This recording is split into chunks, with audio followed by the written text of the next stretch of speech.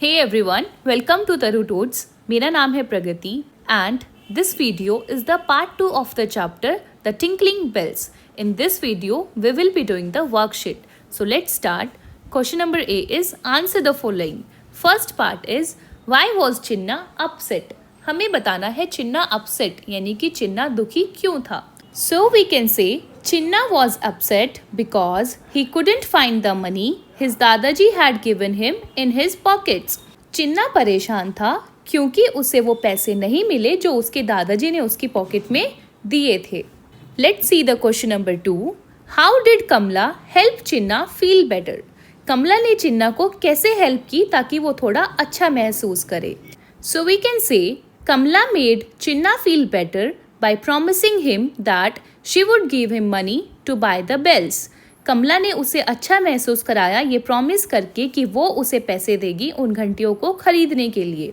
Question number 3 is what did the fruit seller do by mistake? जो fruit seller था, जो फल विक्रेता था, उसने गलती से क्या किया?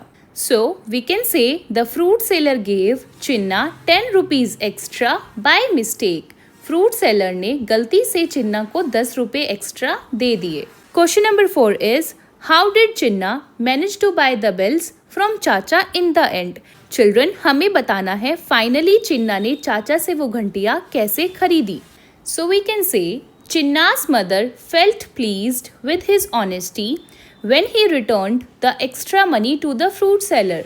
So she took him to Chacha's shop and gave him money to buy the tinkling bells. जो चिन्ना की मदर होती है वो बहुत ही खुश होती है चिन्ना की ऑनेस्टी से क्योंकि उसने फ्रूट सेलर के पैसे वापस किए थे. तो चिन्ना की माँ उसे चाचा की शॉप पर ले जाकर टिंकलिंग बेल्स खरीदने के लिए पैसे दे देती है. Now let's see the B part. Right true और false. Chinna wanted to buy the bells to attach them to his bicycle. क्या चिन्ना उन घंटियों को इसलिए खरीदना चाहता था कि उसे बाइसिकल से लगानी है? No, it's false. Number 2 is Chinna's mother Kamala comforted him when he came home feeling sad. Chinna की माँ ने उसे बहुत कंफर्ट फील कराया जब वो बहुत दुखी मन से घर आया. तो yes, it's true. Number 3 is the fruit seller gave Chinna 20 rupees extra as change. Fruit seller ने चिन्ना को 20 रुपीज का एक्स्ट्रा चेंज दिया. So answer will be false. Fruit seller ने 10 रुपीज का एक्स्ट्रा चेंज दिया था.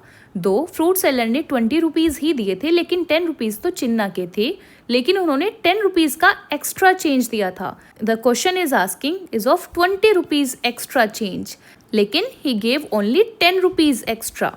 Fourth one is Chinna decided to keep the extra money and bought chocolates with it. चिन्ना ने decide किया था कि वो इस एक्स्ट्रा मनी से चॉकलेट्स खरीदेगा. तो क्या उसने उस एक्स्ट्रा मनी से चॉकलेट्स खरीदी? No, so it will be false because he return the money to the fruit seller. Number 5 is the fruit seller was unhappy when Chinna return the extra money. जो fruit seller था वो बिल्कुल भी happy नहीं था जब चिन्ना ने उसको एक्स्ट्रा पैसे वापस किए. तो इट्स फॉल्स अगेन. वो बहुत खुश था चिन्ना की ऑनेस्टी से और उसने उसको प्रेज भी किया था. प्रेज यानी कि उसकी सराहना करना. Now let's see the C part. Think and discuss. First part is why do you think Chinna decided to return the money instead of keeping it? आपको क्या लगता है कि चिन्ना ने उन पैसों को वापस क्यों किया? इंस्टेड ऑफ कीपिंग इट, उन्हें रखने की बजाय चिन्ना ने उन पैसों को वापस लेने का फैसला क्यों किया? So children, we can say Chinna decided to return the money instead of keeping it because his mother made him realise that keeping the money would be like stealing. Chinna ने वो पैसे वापस इसलिए किए क्योंकि उसकी माँ ने उसे एहसास कराया कि अगर वो ये पैसे रखता है तो वो एक चोरी के बराबर है. She also reminded him how he had felt after losing money and he realised that the fruit seller would feel the same about the extra money he had given him by mistake. और चिन्ना की माँ उसे ये भी याद दिलाती है कि उसे कैसा फील हुआ था जब उसकी पॉकेट से पैसे गायब हुए थे. सिमिलरली फ्रूट सेलर को भी ऐसा ही फील होगा जब उसे ये एहसास होगा कि उसने गलती से 10 रुपये एक्स्ट्रा दिए.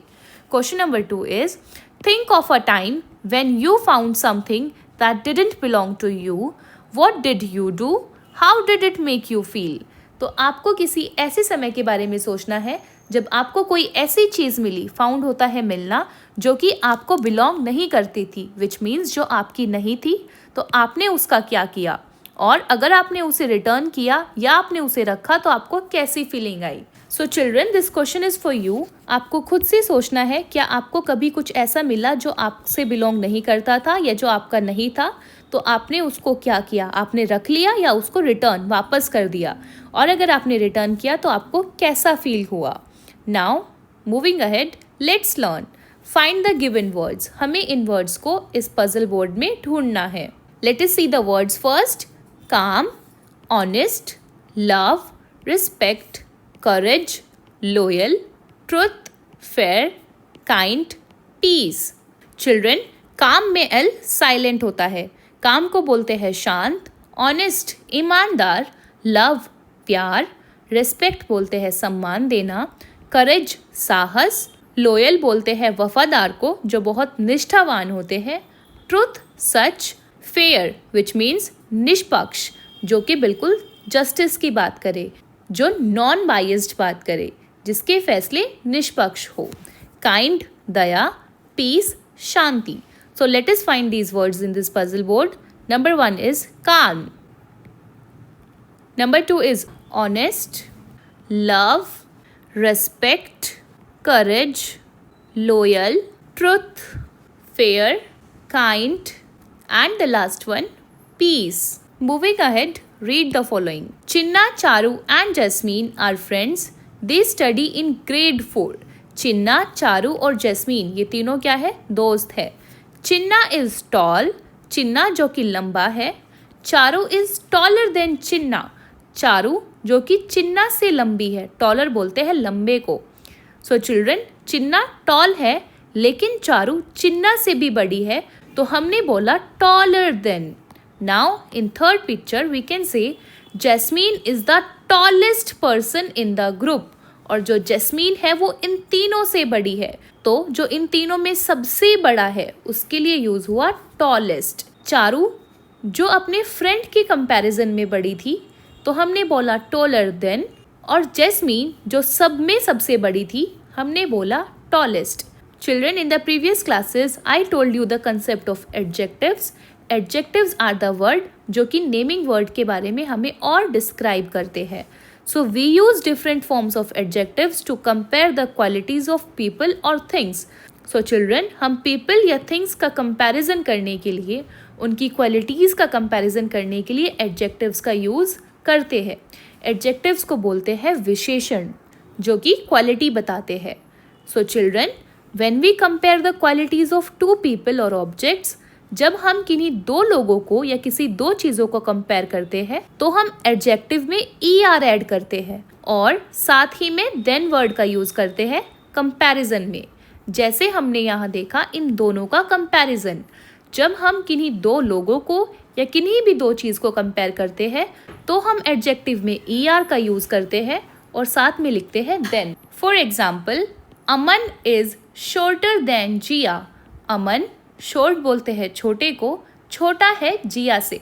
क्योंकि ये दो लोगों का कंपैरिजन है तो हमने एडजेक्टिव में ER यूज़ किया और साथ में लिखा देन।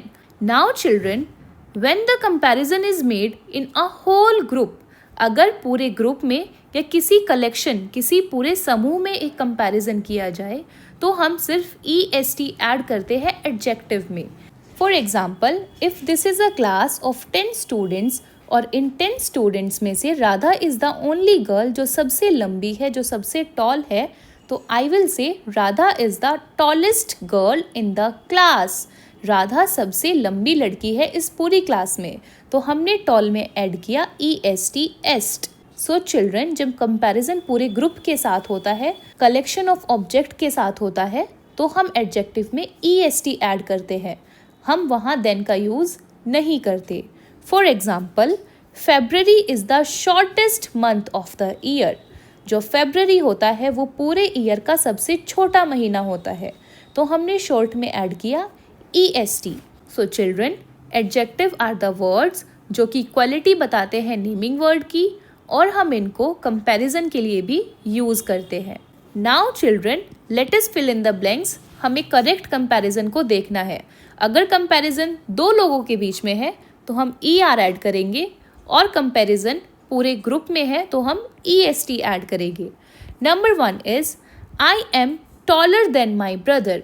क्योंकि इसका कंपैरिजन अपने भाई से है तो हमने ER ऐड किया और साथ में लिखा then. Number 2 is January is the cold month of the year. तो जनवरी ईयर का सबसे कोल्डेस्ट मंथ होता है। हमने पूरे ईयर से जनवरी को कंपेयर किया, तो क्योंकि सारे महीने इस ईयर में आते हैं तो हमने पूरे ग्रुप से कंपेयर किया।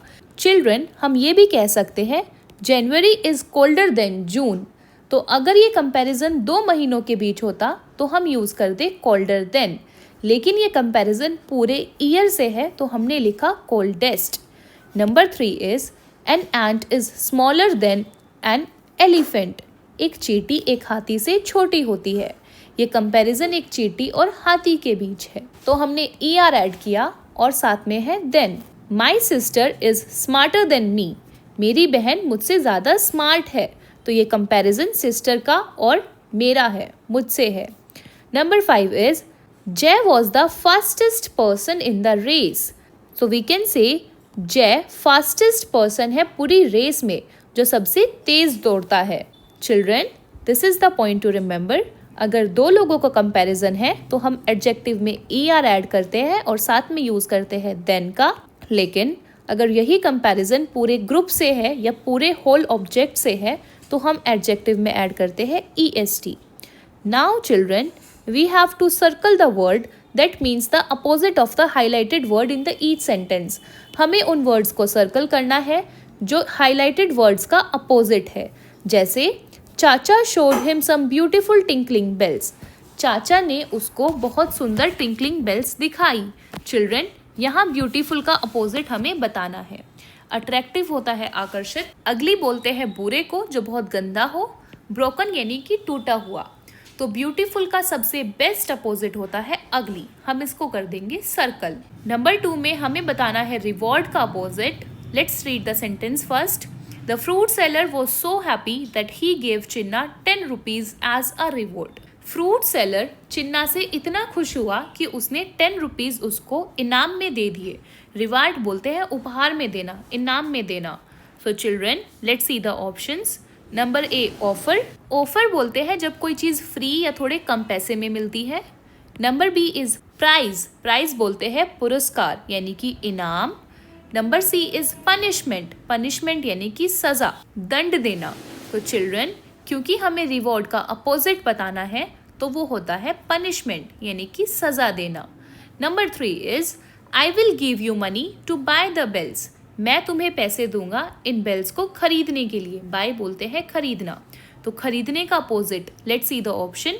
सेल बोलते हैं बेचने को, परचेज बोलते हैं खरीदना। Number C is order. Order यानी कि आपने कोई चीज़ खरीदने के लिए उसको ऑर्डर किया। सो चिल्ड्रन, बाय का अपोजिट होगा सेल। सेल मतलब कि बेचना। Let's see the fourth one. Can I buy chocolates with the money? Whispered Chinna. क्या मैं इन पैसों से चॉकलेट खरीद सकता हूँ?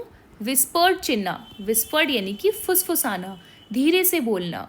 Let's see the option. Number 1 is murmured, जिसका मतलब होता है बड़बड़ाना यानी कि यही धीरे से बोलना। Number B is shouted. Shouted यानी कि चिल्लाना। C is talked which means बताना। तो क्योंकि हमें विस्पर का अपोजिट बताना है तो होगा शाउटेड विच मीन्स चिल्लाना। Now children, let us listen. Children, we need to read the story again, the tinkling bells. और हमें इन स्टेप्स को लगाना है ऑर्डर में। हमें इन 6 इवेंट्स को बताना है कि कौन इवेंट सबसे पहले हुआ और नंबर 2 इवेंट क्या था। हमें इन इवेंट्स को ऑर्डर करना है। तो चलिए स्टार्ट करते हैं। Number 1 event will be Chinna wanted to buy bells for his pet at Chacha's shop. Number 2 event will be Chinna discovered that his money was missing and felt sad. Number 3 event will be Chinna hugged his mother and told her about the missing money. Number 4 event will be Chinna went to the market with his mother. Number 5 event will be Chinna returned the extra money to the fruit seller. And the last event was Chinna bought the tinkling bells after getting some money from his mother. Children, this activity is meant for you. ये आपको खुद से करनी है. I solve it just to make sure you guys can match your answers. Now, moving ahead, let us speak. What would you do in the following situation? अगर आप इन परिस्थितियों में हो तो आप क्या करोगे? Number 1 is you borrowed your friend's favorite pen. After using it, you accidentally broke it. What would you do? आपने अपने फ्रेंड का एक पेन बोरो किया है. बोरो बोलते हैं उधार लेना, कुछ समय के लिए लेना. उसको यूज़ करने के बाद वो आपसे एक्सीडेंटली का मतलब होता है गलती से टूट जाना. ब्रोक यानी कि टूटना. आपने उसको यूज़ किया और वो गलती से आपसे टूट जाता है, तो अब आप क्या करोगे? Children, question is for you. आपको सोचना है और अपना आंसर देना है. अगर ऐसा मेरे साथ हो तो I would say sorry to my friend and tell them I broke the pen by mistake. I would buy a new pen for him to make up for it. Number 2 situation is during a math quiz, your friends ask you to show them your answers because they didn't study. If you don't help, your friends might get upset with you. What would you do? Math quiz के दौरान आपकी दोस्त आपको बोलते हैं उन्हें answers दिखाने के लिए क्योंकि वो पढ़कर नहीं आए हैं. तो अगर आप हेल्प नहीं करोगे तो आपके दोस्त आपसे उदास हो सकते हैं, आपसे नाराज़ हो सकते हैं. ऐसी सिचुएशन में आप क्या करोगे? चिल्ड्रन, आपको सोचना है कि अगर आप ऐसी किसी सिचुएशन में फंस जाओ तो आप क्या करोगे? Children, if I were in place of you, I would politely refuse and explain to them that cheating isn't fair and helpful in the long run. Now, the third situation is you see a classmate taking a notebook from the teacher's desk without permission. The classmate tells you not to tell anyone. What would you do? आपने देखा कि आपका एक classmate teacher की desk से बिना उनकी permission के एक नोटबुक उठा लेता है और वो आपसे बोलता है कि आपको ये किसी से नहीं बताना. ऐसी सिचुएशन में आप क्या करोगे? Children, you have to think an answer. If I were in place of you, I would tell my classmate to return the notebook because taking things without permission is wrong. Number 4 situation is you bring your favorite snack to school but you find that your classmate hasn't bought anything to eat. You really want to enjoy the snack alone. What would you do? आप अपने school में अपना favourite snack लाए हो लेकिन आपने देखा कि आपकी क्लासमेट के पास आज कुछ भी खाने के लिए नहीं है, तो आप चाहते हो कि आप अपना स्नैक अकेले एंजॉय करो. ऐसी सिचुएशन में आप क्या करोगे? क्या आप अपना स्नैक शेयर करोगे या नहीं? Children, you have to think an answer. But if I were in place of you, I would share my snack with my classmate because a small act of kindness could make their day better. तो मैं आपकी जगह होती तो मैं share करती, क्योंकि हमारा छोटा सा जो एक्ट ऑफ काइंडनेस होता है वो किसी का दिन बहुत सुंदर बना सकता है, बहुत अच्छा बना सकता है. Children, there may be a chance कि जो मेरे आंसर्स हो वो आपके आंसर से मैच ना करे, क्योंकि we are different, we think different. आप अलग तरीके से सोचते हैं और मैं अलग तरीके से सोचती हूँ. तो जो आपके आंसर है आपको वो बताने हैं and you can be very honest while answering. आपको अच्छा दिखने की कोशिश नहीं करनी. जो भी आपके आंसर है आप ऑनेस्टली बता सकते हैं. Let's write. Now children, we have to frame sentences using the following words from the story. Number 1 is smiling. So we can frame a sentence. My sister was smiling when she saw her birthday gift. We can make another sentence. The teacher was smiling at us after we sang a song in the class. Number 2 is mistake. We can frame a sentence. I made a mistake by writing the wrong answer in my test. Another will be, my friend made a mistake and forgot to bring his book to school. Number 3 is honest. I was honest and told my parents I broke the class by accident. मैं honest था, मैं ईमानदार था और मैंने अपने parents को बताया कि क्लास मुझसे गलती से टूटा है. एक्सीडेंट बोलते हैं जो गलती से होता है, जो हम इंटेंशनली या डेलिबरेटली नहीं करते. We can also say being honest helps me make good friends who trust me. अगर हम ऑनेस्ट होते हैं तो हमारे बहुत अच्छे दोस्त बनते हैं जो कि हम पे भरोसा भी करते हैं. Number 4 is praise. My father praised me for clearing my room without being asked. और we can also say the coach praised our team for playing well in the match. Praise बोलते हैं सराहना करना.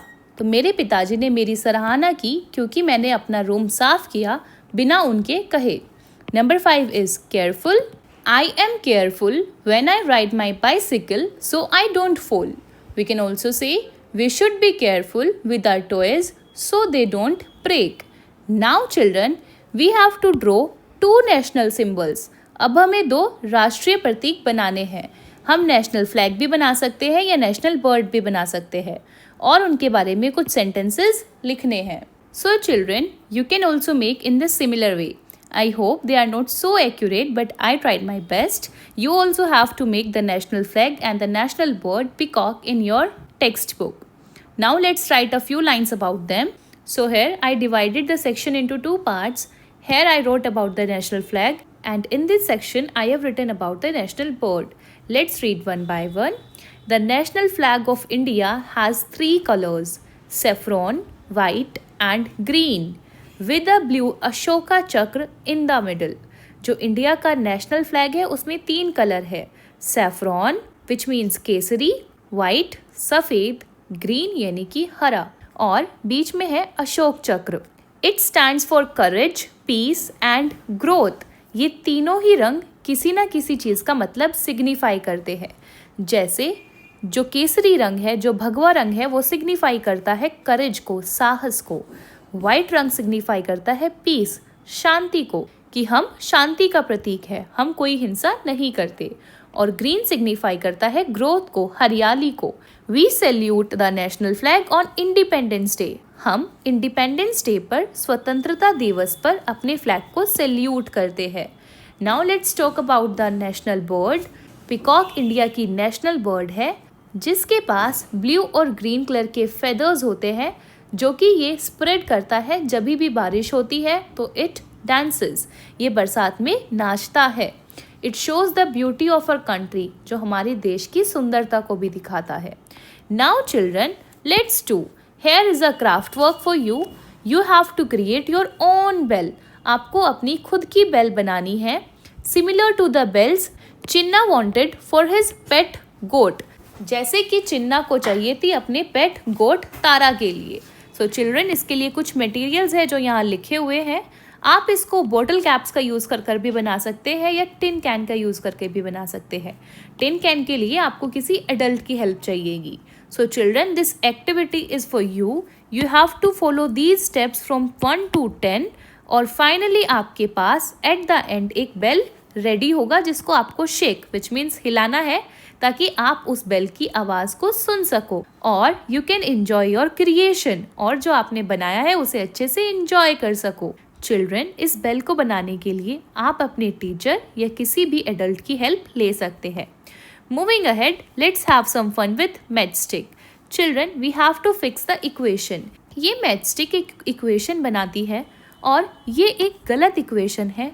हमें किसी भी एक मैचस्टिक को उठाना है और उसे दूसरी जगह रखना है ताकि ये इक्वेशन सही हो सके। Pay attention, we can only move 1 matchstick.